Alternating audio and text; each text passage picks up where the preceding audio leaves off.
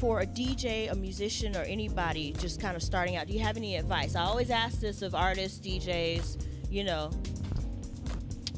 I have three bits of advice to offer. The first one is really just to know your records.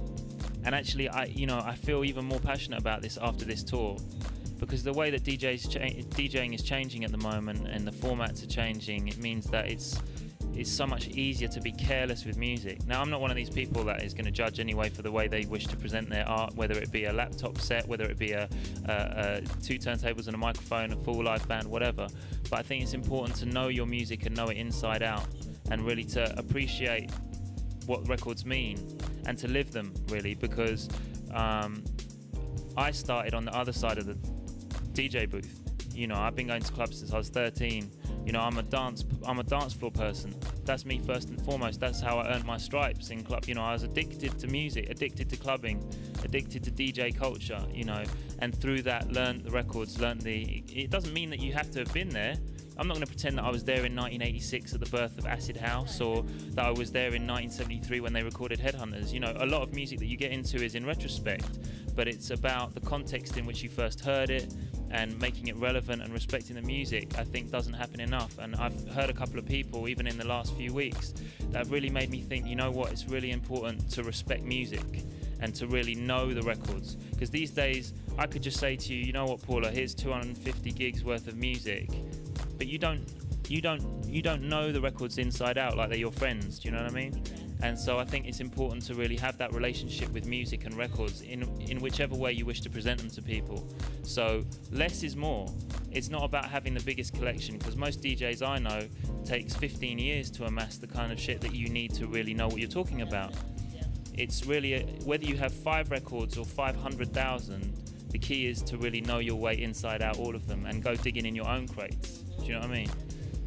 That sounds a bit old manish, but it's only something that comes A, with the experience of spending a lot of money and time buying records, and B, seeing how it can be done wrong. You know what I mean? That's not to say that I think I'm a great DJ or that I'm learning every day, but the whole point is DJing, it's not an exercise in maths. It's not about X mixes with Y mixes with Z. It's not it's not painting by numbers. It's about selection. You know, so that's my first and foremost thing. The second thing is a cliche. It's really just do you. I mean, it's a cliche for a reason, because no one got anywhere by just imitating art, you know.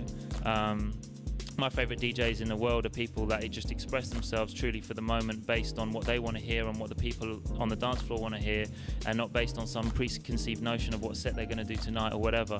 But whatever you is, you know, don't be put off by the environment you find yourself in. Just stay true to your guns and do you. You know, that's not to say don't be professional and play for the moment, but do you, basically, right? And number 3 is a really sad one, but it's something that I was talking to Ben about the other day, and some other people as well.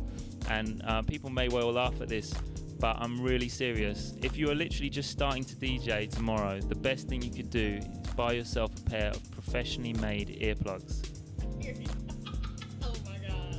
And I don't care if I sound sad and old manish saying this, right? Because I'm young, because I'm 28. I'm not quite deaf yet, but I'm almost there. And the only reason I'm telling you this is because every morning, the sound that greets me when I wake up is in my right ear. And that's because I like my music loud, and I spent 10 years just going, it doesn't care.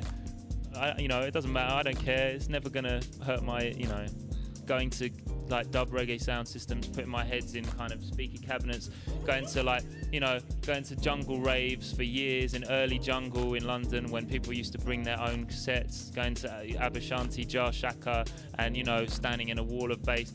All that stuff, I love that stuff. That's me, that's my education in music, but it's definitely taken a toll on my health.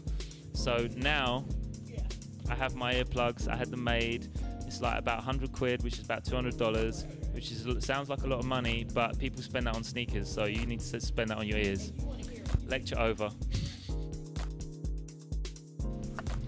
Yes, 1 2 1 2, Benji B in your speaker from the LDN to the Chi Town. This is Benji B representing the Deviation sound. bbc.co.uk/1extra, linking up with the Groove Parlor TV. Stay close.